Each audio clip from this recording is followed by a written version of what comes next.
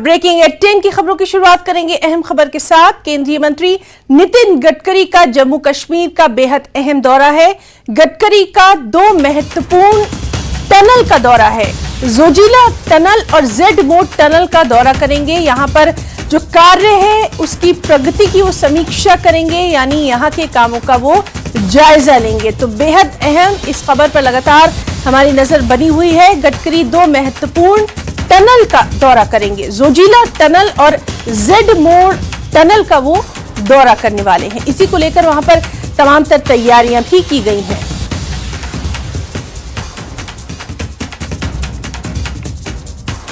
तो बेहद अहम इसको माना जा रहा है। सीधे रुख करेंगे, हमारे साथ मौजूद हैं लगातार अपडेट के साथ हमारे साथी परवेज भट्ट। परवेज, आपसे जानना चाहेंगे, आपको देखकर ही लग रहा है कि आप इस वक्त बेहद अहम जगह मौजूद हैं, बेहद अहम ये तस्वीरें हैं, बराह रास्त हमारे नाज़रीन तक पहुंचाइए।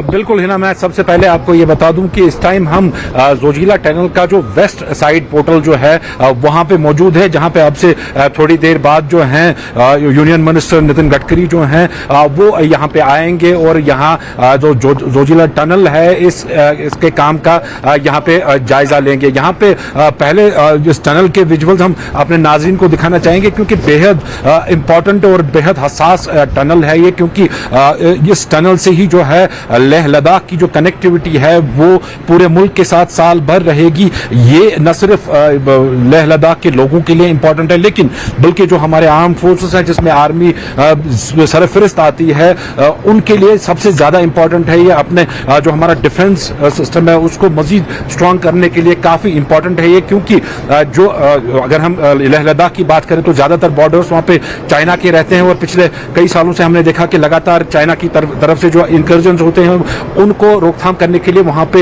इंडियन आर्मी की डिप्लॉयमेंट जो है वो काफी मस्ट रहती है। ये विजुअल्स में आप देख सकते हैं कि ये टनल का यहाँ पे जो बालतल वाला हिस्सा है वो है ये, और यहाँ से इस टनल का काम जो है तकरीबन 3 किलोमीटर मुकम्मल कर दिया गया है, और अगला साइड जो मिनीमर का साइड है वहां से भी तकरीबन 3 किलोमीटर ये कंप्लीट हो गई है।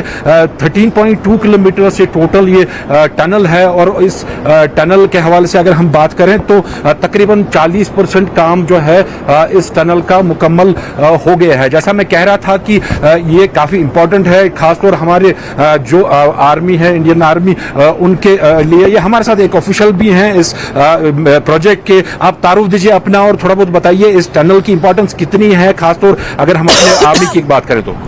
मेरा नाम संजय शर्मा है, मैं यहाँ एज ए कंस्ट्रक्शन मैनेजर इस टनल को देख रहा हूँ। ये टोटल लेंथ इस टनल की 13.2 किलोमीटर है।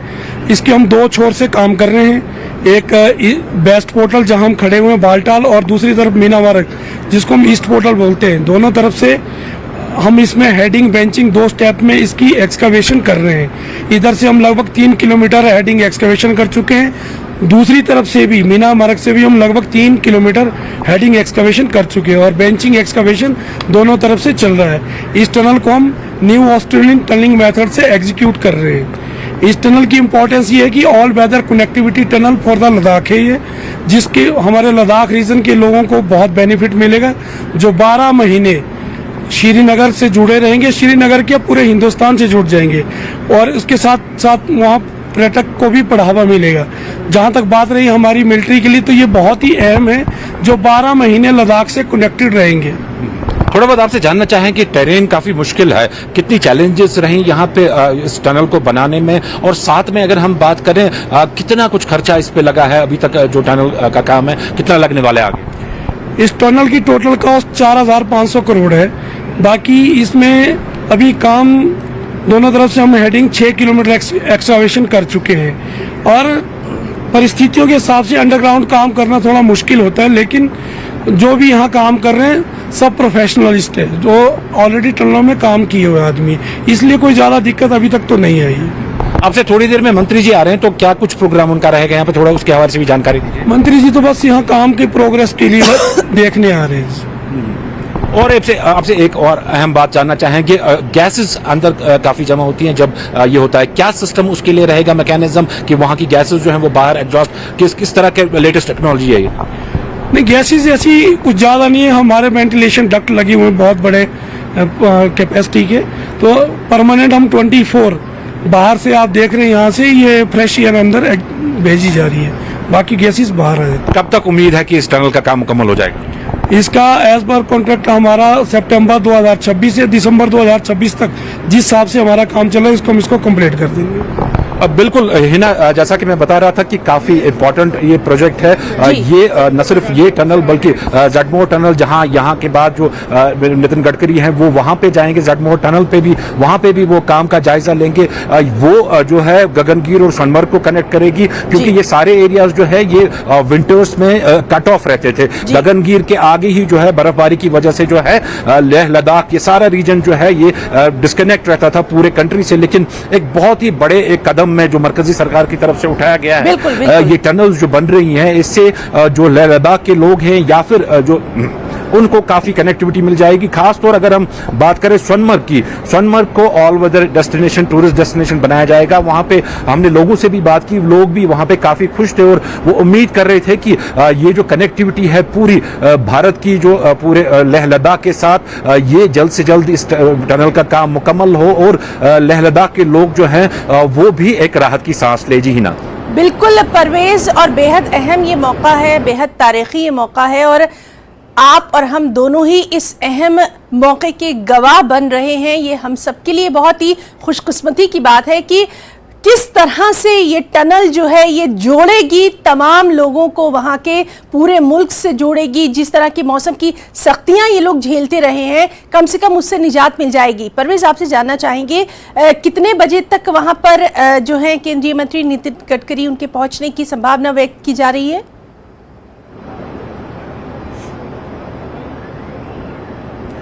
बिल्कुल है ना, अगर हम बात कर रहे हैं, हम अभी जो एयरफील्ड है यहाँ पे, जो हेलीपैड है, वहाँ पे तैयारियां पूरी तरह से मुकम्मल कर दी गई हैं और वहाँ पे अब से कुछ देर पहले जो है, अब से कुछ देर में जो है जो नितिन गडकरी हैं वो पहुँच जाएंगे। वहाँ से सीधे तकरीबन 2-3 किलोमीटर का रास्ता है यहाँ जोजिला वेस्ट पोर्टल की तरफ, और यहाँ पे आके ही वो पहले टनल के काम का जायजा लेंगे। फिर इन तस्वीरों में आप देख सकते हैं कि जो टेंट वगैरह लगाए गए हैं यहाँ पे एक छोटी सी फंक्शन रखी गई है। यहाँ पे प्रेजेंटेशन दी जाएगी उनको, डिजिटल फॉर्मेट में जो प्रेजेंटेशन होती है वो उनको दी जाएगी और टनल के पूरे काम का उनके सामने जो है रिपोर्ट रख दी जाएगी। फिर वहीं पे वो इंस्ट्रक्शंस वगैरह भी दे देंगे जो किस तरह से इस काम को आगे और बढ़ाना है। यहाँ पे ये बात जरूरी है कहना है कि यहाँ के बाद जब वो जटमोह टनल जाएंगे, वहां पे एक छोटी सी एक गैदरिंग, इसी किस्म की गैदरिंग है। वहां पे भी जो आम लोग हैं सोनमर्ग के, उनके रहने की भी उम्मीद है, वो भी, क्योंकि उनके लिए सबसे बड़ी राहत की बात जो है वो उन्हीं के लिए है, तो वो भी वहां पे रहेंगे। यहाँ के बाद जो फंक्शन वहां पे होगी तो वहां पे भी ऐसा माना जा रहा है कि शायद वो आवाम से वहां पे भी खिताब कर सकते हैं। लेकिन जो मीडिया ब्रीफिंग का अभी तक उन्होंने कहा है, मीडिया ब्रीफिंग का कहा गया है कि श्रीनगर शहर जब वो वापस पहुंच जाएंगे, उसके बाद जो पार्लियामेंट्री स्टैंडिंग कमेटी के मेंबर्स जो उनके साथ आए हैं, उनके साथ मीटिंग करने के बाद ही वो श्रीनगर के एक निजी होटल में वहां पे मीडिया को मुखातिब करेंगे और सारी जो डिटेल है इन टनल्स वगैरह के काम की या नेशनल हाईवे के काम की, जितने भी प्रोजेक्ट्स यहाँ पे चल रहे हैं, क्योंकि काफी सारे, न सिर्फ यही 2 प्रोजेक्ट हैं बल्कि काफी सारे प्रोजेक्ट्स हैं, चाहे टनल्स की बात करें, ब्रिजेस की बात करें या फिर हाईवेज की बात करें, काफी तादाद में जो है करोड़ों में यहाँ पे प्रोजेक्ट्स चल रहे हैं। उन सारे प्रोजेक्ट्स का वो डिटेल वहां पे मीडिया के साथ शेयर करेंगे। जी ना परवेज, चूंकि आप लगातार वहां पर मौजूद हैं, लगातार वहां से ये तमाम तस्वीरें हमारे नाज़रीन तक पहुंचा रहे हैं, लगातार कवर कर रहे हैं, क्या हकीकी मायनों में इसको हम कह सकते हैं लाइफलाइन बनने जा रही है अब ये टनल? कम से कम एक बेहतरीन कदम इसको माना जा सकता है अब तक का तारीख में।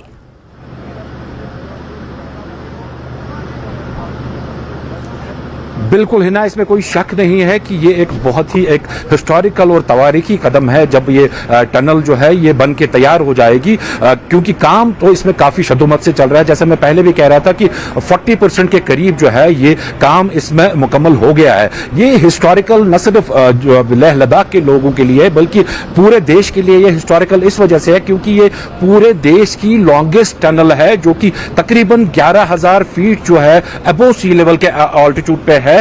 यहाँ पे इस किस्म की टनल पूरे देश में पहली बार होगी। और एशिया की बात करें, अगर एशिया में पहली बाई डायरेक्शनल टनल ऐसी होगी, इतनी जो लंबी टनल रहेगी। जैसा मैं कह रहा था कि 13.2 किलोमीटर ये लंबी ये टनल है, और अगर हम बाकी टनल्स को भी जोड़ के देखें तो तकरीबन 17-18 किलोमीटर की ये टनल टोटल बन जाती है। इसमें सिर्फ टनल्स का काम नहीं है, जो टनल्स के बीच में जो पोर्शन आता है वहां पे ब्रिजेस बनाए जा रहे हैं, जो रोड्स इसके बीच में आते हैं उनको अपग्रेड किया जा रहा है। ये ऑल वेदर इनको ये रूट इनको बनाना है, इस वजह से पूरी कोशिशें की जा रही हैं कि यहाँ पे बर्फबारी अगर ज्यादा हो, शदीद हो, वो उस टाइम पे यहाँ पे जो मोमेंट है ट्रैफिक की वो हैम्पर ना हो।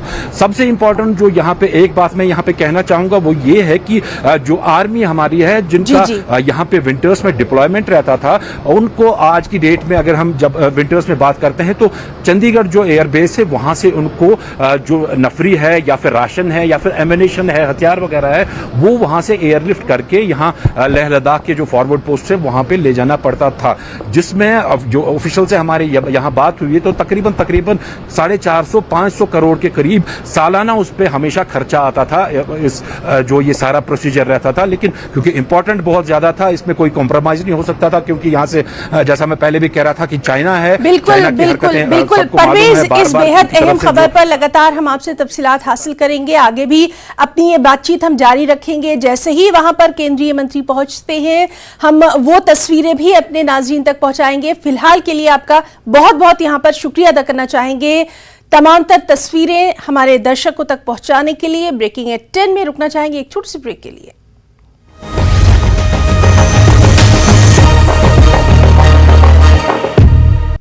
और ब्रेकिंग एट 10 में अब खबर है कोरोना के ताल्लुक से। देश भर में कोरोना के मामले हैं कि लगातार बढ़ते जा रहे हैं। 24 घंटों के आंकड़ों पर अगर नजर डालें तो 5800 से ज्यादा कोरोना के मामले सामने आए हैं और पिछले 24 घंटों में 12 मौतों की भी खबर है। इसी तरह से कोरोना के एक्टिव मामलों की अगर बात करें तो 35,000 के पार बताए जा रहे हैं। यानी कोरोना को लेकर अब एहतियात बरतने की जरूरत है। और जम्मू कश्मीर के अगर आदाद शुमार पर नजर डालें तो जम्मू कश्मीर में कोरोना की दस्तक है कि लगातार तेज तर होती दिखाई दे रही है। अगर हम रविवार यानी इतवार की बात करें तो 64 नए कोरोना के मामले सामने आए हैं। कोरोना इन्फेक्शन से एक मौत की खबर है। अस्पताल प्रशासन आज इस सिलसिले में मॉक ड्रिल करने वाला है। जम्मू कश्मीर के अस्पतालों में ये मॉक ड्रिल होना है। इसी तरह से खबर हिमाचल से है, जहां 137 लोग कोरोना पॉजिटिव पाए गए हैं। हिमाचल में भी संक्रमण यानी कोरोना का जो इन्फेक्शन है उससे 4 लोगों की मौत की खबर है। तो कोरोना के मामले पिछले कुछ दिनों में लगातार बढ़ते जा रहे हैं और इसी पर लगातार हमारी नजर है। यूटी, जम्मू कश्मीर, लद्दाख से तमाम तस्वीरें तो हम आपको दे ही रहे हैं। मॉक ड्रिल अस्पतालों में जो की जा रही है उसके ताल्लुक से भी लगातार नजर बनी हुई है। हिमाचल में भी कोरोना की दस्तक लगातार बढ़ती जा रही है, यानी कोरोना के मामले जो है लगातार बढ़ते दिखाई दे रहे हैं। अस्पतालों में क्या कुछ तैयारी है, मॉक ड्रिल को लेकर क्या कुछ तैयारियां की जा रही हैं और आम लोग कोरोना को लेकर कितनी एहतियात बरत रहे हैं पिछले माजी के तमाम हालात को देखते हुए, इस पर भी लगातार हमारी नजर बनी हुई है।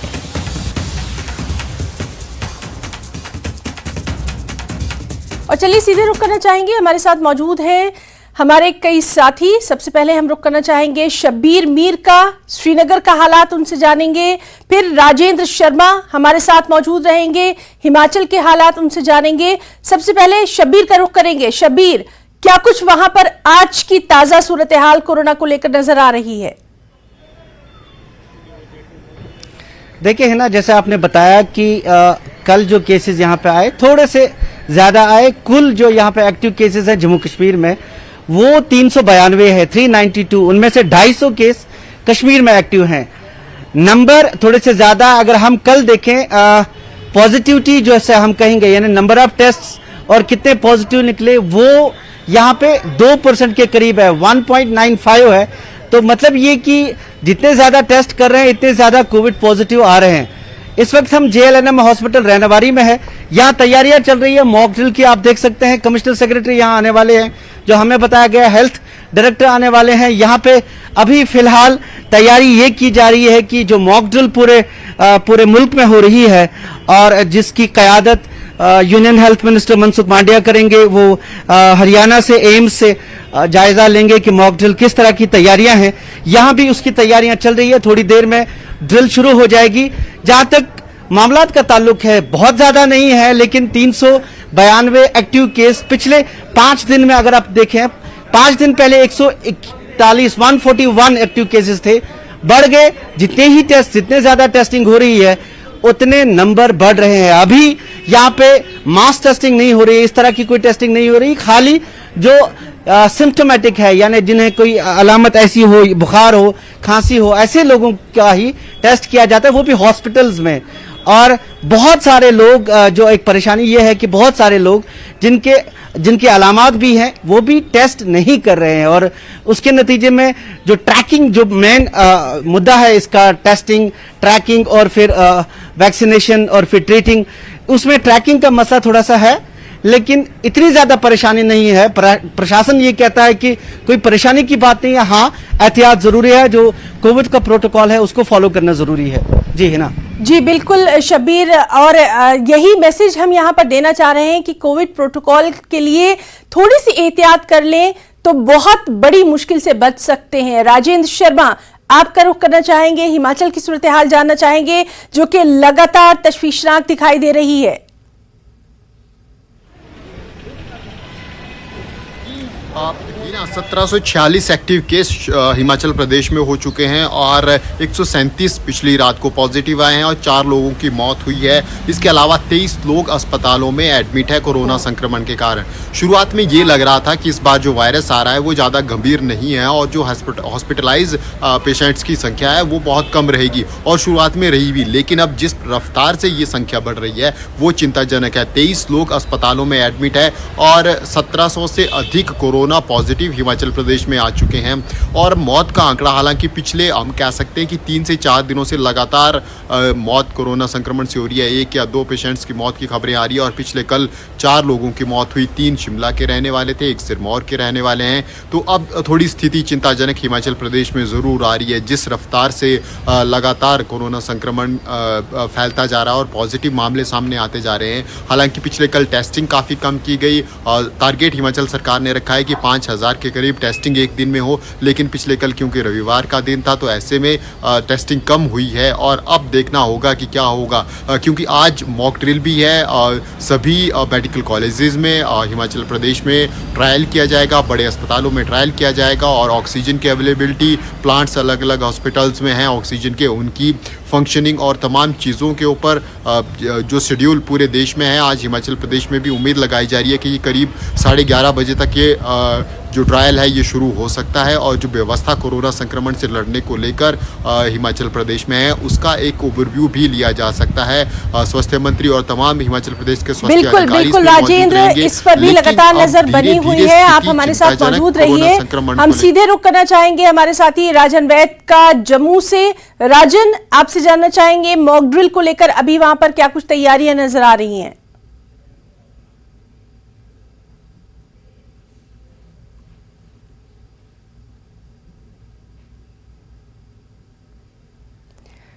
राजन, अगर आप मुझे सुन पा रहे हैं तो आपसे जानना चाहेंगे मॉक ड्रिल को लेकर वहां पर क्या कुछ तैयारियां नजर आ रही हैं?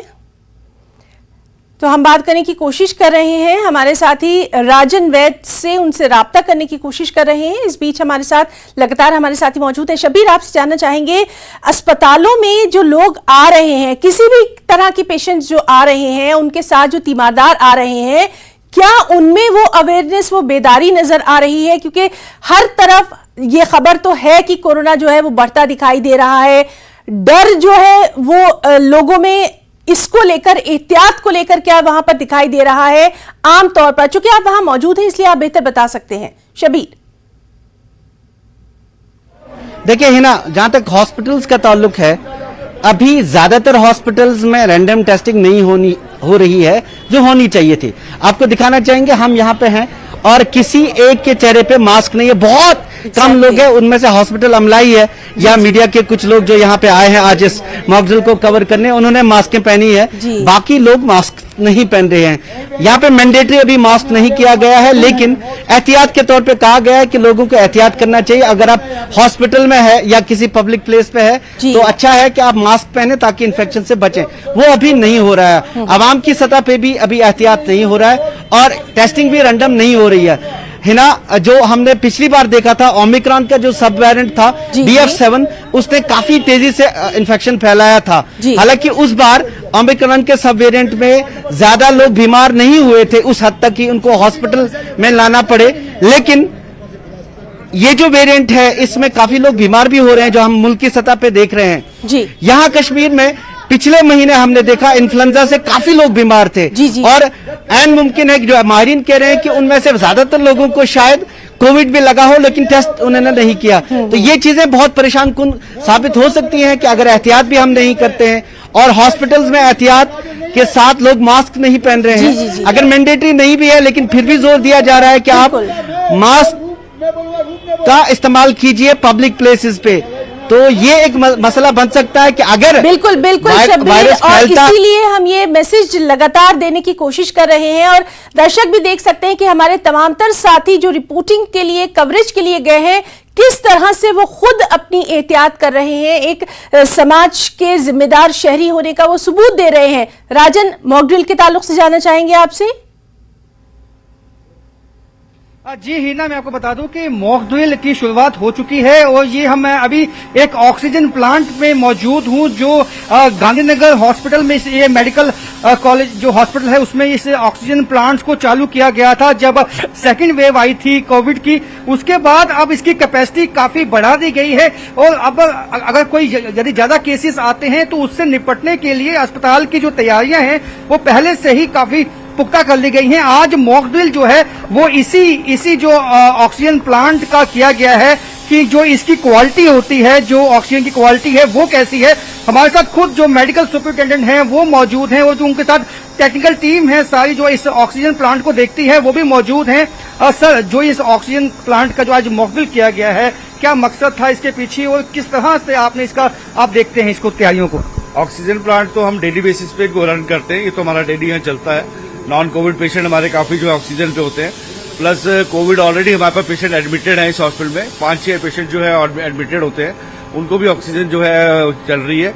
पर है कि आज हम जो है इसका जो रन दे रहे हैं उसको एवरी आवर हम इसको मेजर करेंगे कि कितनी प्योरिटी ऑफ ऑक्सीजन आ रही है और कितना फ्लो उसका आ रहा है और हमारे पूरे बेड्स पे वो पहुंच पाएगा कि नहीं पहुंच पाएगा। अगर नंबर सर, हम दिखाना भी चाहेंगे कि ऑक्सीजन प्लांट में किस तरह से आप चेक करते हैं जो क्वालिटी होती है ऑक्सीजन की, उसको किस तरह से चेक किया जाता है। हम जो देखने वाले हैं ताकि वो भी आश्वस्त हो सके कि अब जो तैयारियां हैं वो वैसी हो चुकी हैं कि अब जिस तरह से सेकंड वेव में उनको दिक्कत आई थी अब वो नहीं आएगी। हम आपसे बस बात करना चाहेंगे, ये आप देख रहे हैं इसमें प्योरिटी जो है, प्रोडक्ट प्योरिटी हमारी 97% आ रहा है ऑक्सीजन की प्योरिटी। फ्लो रेट भी हमारा 16 के करीब आ रहा है, तो इस समय प्रेशर इसका आउटवर्ड प्रेशर भी ठीक है एंड ऑक्सीजन सप्लाई जो प्रॉपर जा रही है। ऐसे ही हमारे 3 प्लांट हैं, तो तीनों प्लांट्स को हम हर 1 घंटे बाद इसकी रीडिंग हम रिकॉर्ड करेंगे एंड पूरा 24 आवर्स में रिकॉर्डिंग जो होगी उससे हम देखेंगे कि प्लांट्स की हमारी फंक्शनिंग ठीक है कि नहीं। इसके अलावा जो अभी कोविड पेशेंट आपके इस अस्पताल में हैं, दाखिल हैं, उनको भी क्या ऑक्सीजन लगाई गई है?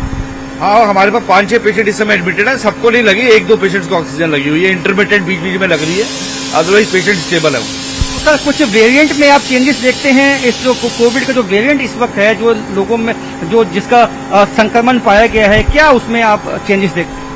नहीं, ऐसा कुछ चेंजेस नहीं है। कोविड के जो सिम्टम्स होते हैं, आपका कफ होना, फीवर होना, गले में दर्द होना, वो सब सिम्टम्स जो है कॉमन सिम्टम्स ही पाए जा रहे हैं। ऐसा कोई एक्स्ट्रा ऑर्डिनरी ब्रेथलेसनेस या बड़ी ज्यादा सांस करने वाला सिम्टम अभी तक हमें नजर नहीं आया। तो आपने आज समीक्षा की है इस ऑक्सीजन प्लांट की, कितनी जनरेशन इससे हो पाएगी, कितने पेशेंट्स को हम कैटर कर पाएंगे? हमारे पास 3 प्लांट्स हैं, 1200 एलपीएम का है, 1000 एलपीएम के 2 हैं, तो 3000 एलपीएम के करीब हमारा प्लांट है और 200 बेड्स है हमारे जो ऑक्सीजन पे सबके सब बेड्स में सप्लाई है। इन केस रिक्वायर्ड तो हम 200 बेड पे अपनी दे सकते हैं and hours is a maternity child hospital. तो यहाँ पे मदर्स एंड चिल्ड्रन जो प्रेग्नेंट वुमेन है या जो बच्चे हैं उन्हीं को हम एडमिट कर रहे हैं जो कोविड पॉजिटिव होते हैं। राजन आपसे जानना चाहेंगे, राजन आपके साथ जो कि ये मौजूद हैं, लोगों को क्या मैसेज देना चाहेंगे? हमारे इस चैनल के जरिए फौरी तौर पर ये मैसेज जरूर लोगों तक पहुंचना चाहिए। जी सर, लोगों को क्या मैसेज देना चाहेंगे कि जो अप्रोप्रिएट बिहेवियर है कोविड का उसको किस तरह से पालन किया? That is the most important and जो बेसिक है, मुझे लगता है हमारी लाइफ में अब हमें अपनी हैबिट बना लेनी चाहिए कोविड अप्रोप्रिएट बिहेवियर की। अभी लोग काफी लापरवाही कर रहे हैं, मैं देख रहा हूँ पिछले 5-6 महीने से, जब से कोविड थोड़ा कम हुआ है। तो कोविड अप्रोप्रिएट बिहेवियर बहुत जरूरी है, मास्क वियर करना बहुत जरूरी है, अपने हैंड वॉशिंग करना, 2 गज की दूरी बनाना, और अपने घर में अगर छोटे बच्चे हैं, बुजुर्ग हैं या कोई डिजीज पर्सन है, उनसे अपने आप को दूर रखना ताकि आप उनमें इन्फेक्शन ना दे सको। अभी जो लोग कामकाज पे जा रहे हैं, अब पब्लिक प्लेसेस पे भी जाना होता है, तो किस तरह से बचाव हो सकता है? कि आपको लगता है कि अभी पैनिक होने की कोई जरूरत नहीं है? पैनिक होने की जरूरत नहीं है। अगर आप कामकाज जा रहे हो, अपने ऑफिस में जा रहे हो, डिस्टेंस मेंटेन रखो, अपने डेस्क पे बैठ के काम करो, डिस्टेंस मेंटेन रखो, मास्क लगा के रखो, and whenever you touch your mouth, तो हाथों को अच्छे से पानी से, साबुन से या सैनिटाइजर से धो ले। बिल्कुल बिल्कुल, कोरोना प्रोटोकॉल का ख्याल रखना है। हमारे तीनों साथी हमारे साथ बने रहें क्योंकि बहुत जरूरी है ये मैसेज तमाम लोगों तक पहुंचना। फिलहाल यहां रुकना चाहेंगे एक छोटी सी ब्रेक के लिए, कहीं जाइएगा नहीं, फौरन लौटते हैं। और ब्रेकिंग एट 10 में लगातार हम बात कर रहे हैं कोरोना के बढ़ते मामलों की। आज जो मॉक ड्रिल हो रही है मुख्तलिफ स्टेट्स के अस्पतालों में, उसके ताल्लुक से भी आपको तमाम तर जानकारी दे रहे हैं। हमारे साथ हमारे तमाम तर साथी मौजूद हैं, शब्बीर मीर मौजूद हैं, राजन हैं और राजेंद्र भी हैं। राजेंद्र, आपका रुख करना चाहेंगे, क्या वहां पर हिमाचल में और खासतौर पर जहां पर आप मौजूद हैं, लोगों में वो अवेयरनेस नजर आ रही है? क्योंकि लगातार जो आंकड़े हैं वो बढ़ते जा रहे हैं, क्या लोग खुद एहतियात बरतते वहां पर नजर आ रहे हैं? अस्पताल में अगर हम बात करें तो प्रशासन की तरफ से सभी मेडिकल कॉलेजेस में सख्त हिदायत दे दी गई है कि पेशेंट्स को अस्पताल परिसर में तभी अनुमति मिलेगी, प्रवेश मिलेगा, अगर उनके चेहरे के ऊपर मास्क होगा। तो ये सभी जो 6 मेडिकल कॉलेज हिमाचल प्रदेश में हैं, सभी में ये सख्त हिदायत हॉस्पिटल एडमिनिस्ट्रेशन की तरफ से दे दी गई है। वहीं अगर लोगों की बात करें तो कुछ एक लोग जरूर अब अवेयर हो रहे हैं। जिस प्रकार से लगातार कोरोना संक्रमण के मामले हिमाचल प्रदेश में बढ़ रहे हैं, एक्टिव केसेस की संख्या लगातार बढ़ रही है, तो उसको देखते हुए भीड़ भाड़ वाले स्थानों पर लोग धीरे धीरे अवेयर हो रहे हैं। हालांकि जितने जागरूकता होनी चाहिए थी वो अभी तक कमी दिख रही है कुछ एक लेवल पर, लेकिन जरूर जो बड़े स्थान है, जो भीड़ भाड़ वाले स्थान है, वहां पर जरूर लोग अवेयर हो रहे हैं। अस्पतालों की अगर हम बात करें तो अस्पतालों में अब धीरे धीरे ये प्रोटोकॉल आ रहा है और लोगों ने फिर से मास्क पहनना शुरू कर दिए हैं, जो कि काफी अच्छी बात भी है। लेकिन हिमाचल में जिस सख्ती से, जिस तेजी से कोरोना संक्रमण बढ़ रहा है, ये स्थिति काफी चिंताजनक है। एक्टिव केसेस की संख्या लगातार बढ़ रही है और अब कोरोना के कारण जो एडमिट पेशेंट है उनकी संख्या भी बढ़ रही है। 20 से अधिक ये संख्या हो चुकी है। ये चिंताजनक स्थिति है। हालांकि शुरुआत में ये माना जा रहा था कि इस बार संक्रमण इतना गंभीर नहीं है और जितने पेशेंट पॉजिटिव आ रहे थे उससे अधिक पेशेंट ठीक भी हो रहे थे, अगर हम पिछले कुछ एक दिनों की बात करें। लेकिन जिस प्रकार से कैजुअलिटी लगातार होना शुरू हो गई, पहले 1 पेशेंट की मौत होती है, 2 की मौत होती है, अब ये आंकड़ा पहुंचकर 4 तक पहुंच गया। पिछले कल 4 पेशेंट्स की मौत हुई है और अब जो हॉस्पिटल में एडमिट पेशेंट्स की संख्या है वो भी बढ़ रही है। पिछले कल 9 पेशेंट अस्पताल में कोरोना संक्रमण के कारण एडमिट हुए और टेस्टिंग हालांकि बहुत कम थी, लेकिन पिछले कल की अगर हम बात करें, रविवार था, तो इसलिए जो टेस्टिंग की संख्या है वो काफ़ी कम थी, लेकिन उस रेशो में जो पॉजिटिव हैं उनकी संख्या में लगातार बढ़ोतरी होती जा रही है। ये काफ़ी चिंताजनक है। 1718 लोगों की टेस्टिंग पिछले कल की गई थी और इसमें से 137 पॉजिटिव आए हैं, तो ये स्थिति गंभीर है। हालांकि 176 रिकवर भी हुई हैं, जो कि अच्छी बात। बिल्कुल राजेंद्र, और इसीलिए इस बेहद अहम खबर पर लगातार हम अपडेट दे रहे हैं। शब्बीर, आपका हम रुख करना चाहेंगे, मॉक ड्रिल के ताल्लुक से आपसे जानना चाहेंगे, बुनियादी तौर पर इस मॉक ड्रिल में क्या कुछ खास रहने वाला है? देखिए, जो सूरत हाल यहाँ पे है वो मामला ये है कि लोग एहतियात नहीं कर रहे हैं। एहतियात के नतीजे में ये हो रहा है कि टेस्टिंग बहुत कम हो रही थी। एहतियात ना करने के नतीजे में सिर्फ कोविड ही नहीं बल्कि यहाँ इन्फ्लुएंजा फैला, उसके अलावा H3N2 का पिछली बार हमने एक स्टोरी की थी। काफी बच्चे बीमार हुए, बहुत बड़ी तादाद थी बच्चों की। कोविड की टेस्टिंग बहुत देर से शुरू हुई इस बार और अब थोड़ा सा इसमें इजाफा हो रहा है। 3000 से ऊपर कल टेस्ट हुए। आज भी टेस्ट हो रहे हैं। अभी आपने देखा यहाँ पे हॉस्पिटल में है, हम हॉस्पिटल स्पेसेस में भी मास्क नहीं पहने हैं लोगों ने। और अब थोड़ा सा हम जब लाइव हो गए तो थोड़े से लोगों ने मास्क बांटना शुरू कर दिया। उसके नतीजे में क्योंकि लोगों में एहतियात, यहाँ थोड़ा सा शोर हो रहा है, कुछ कोई एक शख्स यहाँ पे जरा सा आपको दूसरी जगह लेके जाते हैं। बिल्कुल, एक शख्स बड़ा नाराज था कि यहाँ पे मास्क वगैरह नहीं दिए जा रहे हैं। अब यहाँ पे देखिए है ना, हो क्या रहा है कि लोग एहतियात नहीं कर रहे हैं और लोगों में डर नहीं रहा। अगर पहली वेव आप देखें कि बहुत डर था, दूसरी वेव में थोड़ा सा वो डर कम हो गया और ओमिक्रॉन के नतीजे में बहुत लोग बीमार हुए लेकिन डेथ रेट बहुत कम रही, यानी लोग मरे कम। उसके नतीजे में खौफ नहीं रहा लोगों में। तो खौफ और एहतियात के बीच में वो जो फर्क है वो लोग नहीं कर पा रहे हैं। इनको लगता है कि कुछ भी नहीं है, ऐसे ही थोड़ा सा फीवर हो रहा है, लोग बीमार हुए। इस वेरिएंट में हमने कश्मीर में जो देख रहा है, थोड़ी सी तब्दीली ये है कि खांसी बहुत देर तक रहती है, नहीं तो लोग बीमार हो रहे हैं लेकिन ठीक भी हो रहे हैं। अब सवाल यह है कि आपको इन्फेक्शन को फैलने नहीं देना है, उसके लिए एहतियात है, आइसोलेशन है, ट्रैकिंग है। यही चीजें सब डॉक्टर, सब माहिरीन कह रहे हैं जो हमें करना लाजमी है, क्योंकि अगर एक बार इन्फेक्शन कम्युनिटी में फैल गया बहुत ज्यादा, फिर उसके नतीजे में डर ये रहता है कि हॉस्पिटलाइजेशन होगी। जी बिल्कुल बिल्कुल शबीर, और इसीलिए ये इंपॉर्टेंट मैसेज अपने तमाम दर्शकों तक हम पहुंचा रहे। राजन वैद, आपका रुख करना चाहेंगे, आपसे भी जानना चाहेंगे, जम्मू में जिस तरह से लगातार हम देख रहे हैं कि जो कोरोना के मामले हैं वो बढ़ते नजर आ रहे हैं, क्या आम लोगों में इसको लेकर बेदारी, एहतियात नजर आ रही है आपको जमीनी स्तर पर? जी हिना, देखिए सबसे पहले जो केसेस जम्मू में आए थे जिसमें जो एसएमजीएस अस्पताल में कुछ बच्चे जो हैं वो एक महिला कोविड पॉजिटिव पाई गई थी, उसको इसी अस्पताल में जहां मैं मौजूद हूं वहां दाखिल करवाया गया था। कुल 8 पेशेंट थे जिनमें से 3 को डिस्चार्ज कर दिया गया है। बाकी जो 5 पेशेंट हैं वो टोटल यहाँ इस अस्पताल में मौजूद हैं। और इस अस्पताल में तो हमने लोगों को देखा कि उन्होंने मास्क पहने हुए हैं, लेकिन जैसे ही आप इस अस्पताल का गेट क्रॉस करते हैं तो किसी ने भी मास्क या कोई भी जो सोशल डिस्टेंसिंग होती है उसका पालन करते हुए लोग दिखाई नहीं दिए हमें। तो ये जिस तरह से शबीर ने बताया कि पहली वेव में, सेकंड वेव में लोगों में जो खौफ था, अब वो खौफ तो नहीं है, लेकिन यही हमारा काम है कि लोगों को अवेयर करना है कि इसको आप अभी भी हल्के में नहीं ले सकते हैं, क्योंकि जो कोविड का जो जिस तरह सिम्टम्स रहते हैं, हमेशा हमने देखा है कि अगर आज 50 केस है तो कल 100 भी आ सकते हैं और कल 200 भी आ सकते हैं।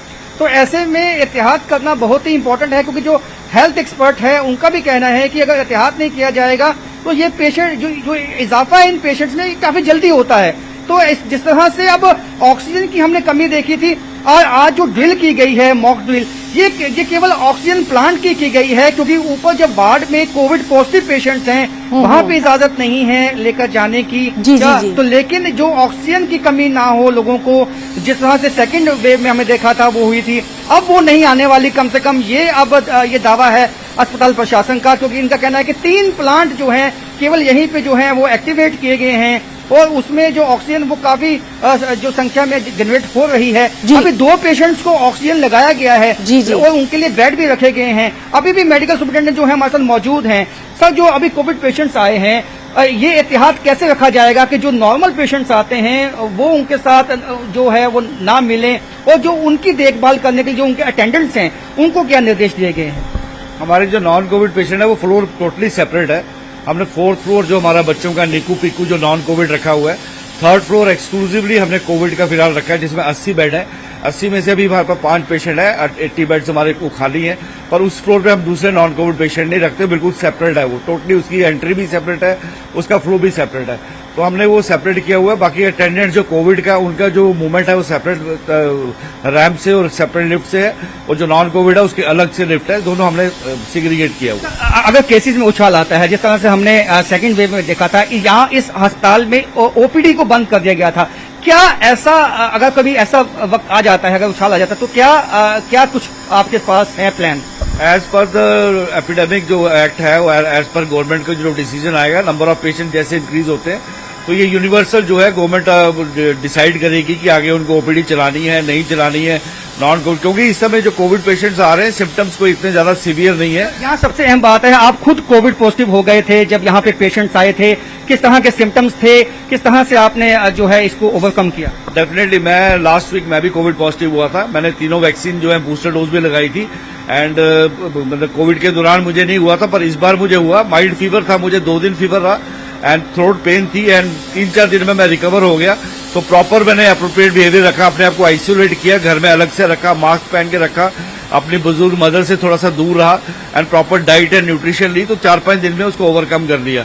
तो इसलिए लोगों को यही रिक्वेस्ट है कि कोविड अप्रोप्रिएट बिहेवियर रखें और अगर आपको लगता है आपको फीवर कफ कोल्ड है तो डॉक्टर से चेक कराएं और अपने को आइसोलेट करें, घर में अलग से रखें। बिल्कुल बिल्कुल राजन, बहुत ही अच्छी बात, बहुत ही अच्छा मैसेज खुद डॉक्टर साहब ने यहाँ पर दिया है कि किस तरह से अगर आपको लगता है कि आपको कोविड है या फिर कुछ भी इन्फेक्शन है तो आप किस तरह से एहतियात कर सकते हैं, एक रिस्पॉन्सिबल सिटीजन होने का आप सबूत दे सकते हैं। अपने तीनों साथियों का हम यहां बहुत बहुत शुक्रिया अदा करना चाहेंगे, शब्बीर मीर, राजन वैद और राजेंद्र शर्मा, इस अहम जानकारी के लिए। और अब हम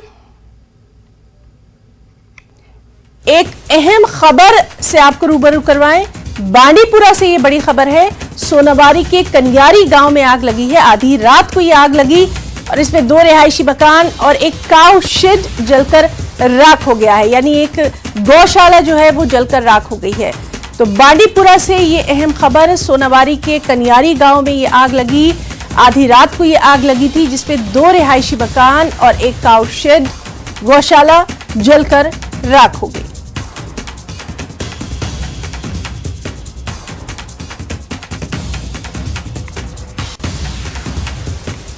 एक और अहम खबर बानेहाल से आपको दे दें, जहां चामलवास के पास हाईवे पर पत्थर गिरे हैं। यातायात को यहां पर रोक दिया गया है, मरम्मत का काम अभी यहां शुरू नहीं किया गया है और सबसे अहम यह कि पत्थरों के गिरने का सिलसिला लगातार जारी है। तो बानेहाल से ये तस्वीरें आपको दे रही हैं, जहां चामलवास के पास हाईवे पर पत्थर गिरे हैं। पत्थर गिरने का सिलसिला लगातार जारी है और इसी वजह से ट्रैफिक को रोक दिया गया है। मरम्मत का काम अभी यहां शुरू नहीं हुआ है।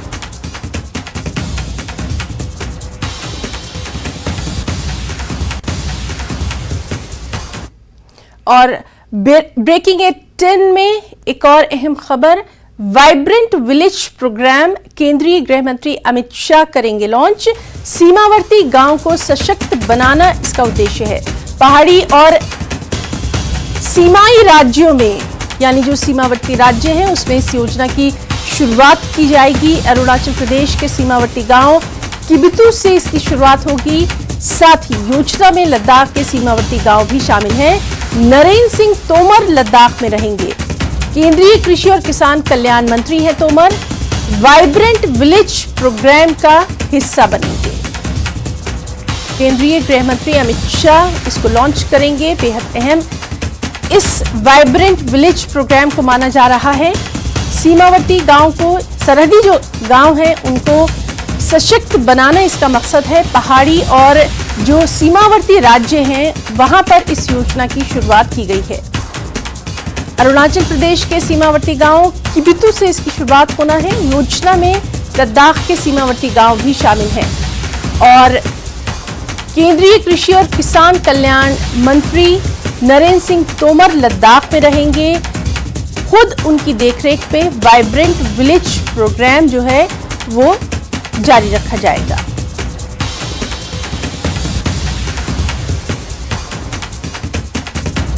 पहाड़ी और सीमावर्ती जो राज्य हैं वहां पर खास तौर पर इनकी शुरुआत होगी। अरुणाचल के सीमावर्ती गांव किबिथु से इसकी शुरुआत की जाएगी।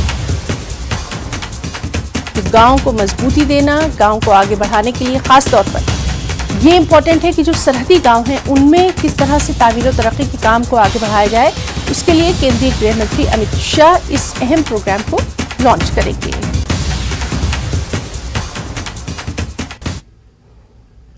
और ब्रेकिंग एट 10 में यहां वक्त एक छोटे से ब्रेक का। ब्रेक के बाद जब लौट कर आएंगे तो नजर डालेंगे 10 मिनट पे 50 खबरों पर।